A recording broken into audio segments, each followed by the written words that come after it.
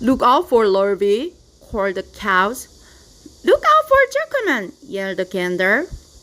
Watch out for the dog, cried the sheep.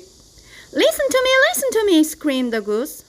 Poor Wilbur was dazed and frightened by this hullabaloo. He didn't like being the center of all this fuss. He tried to follow the instructions his friends were giving him, but he couldn't run downhill and uphill at the same time, and he couldn't turn and twist when he was jumping and dancing, and he was crying so hard he could barely see anything that was happening.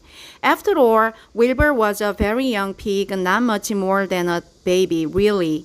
He wished the fun were there to take him in his arms and inner arms and comfort him. When he looked up and saw Mr. Jukerman standing quite close to him, holding a pail of warm slops, he felt relieved. He lifted his nose and sniffed. The smell was delicious. Warm milk, potato skins, wheat middlings, Kellogg's cornflakes, and popover left from the Jukerman's breakfast.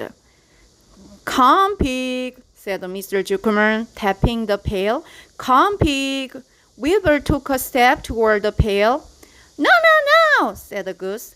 It's the old pail trick, Wilbur. Don't fall for it. He's trying to lure you back into captivity. He's appealing to your stomach. Wilbur didn't care. The food smelled appetizing. He took another step toward the pail. Pig, said Mr. Jukerman in a kind voice and began walking slowly toward the barnyard, looking all about him innocently, as if he didn't know that a little white pig was following along behind him. You're a bit sorry, called the goose. Wilbur didn't care. He kept walking toward the pail of slops. You'll miss your freedom, honked the goose. An hour of freedom is worth a barrel of slops. Wilbur didn't care. When Mr. Jukerman reached the pig pen, he climbed over the fence and poured the slops into the trough. Then he pulled the loose board away from the fence so that there was a wide hole for Wilbur to walk through.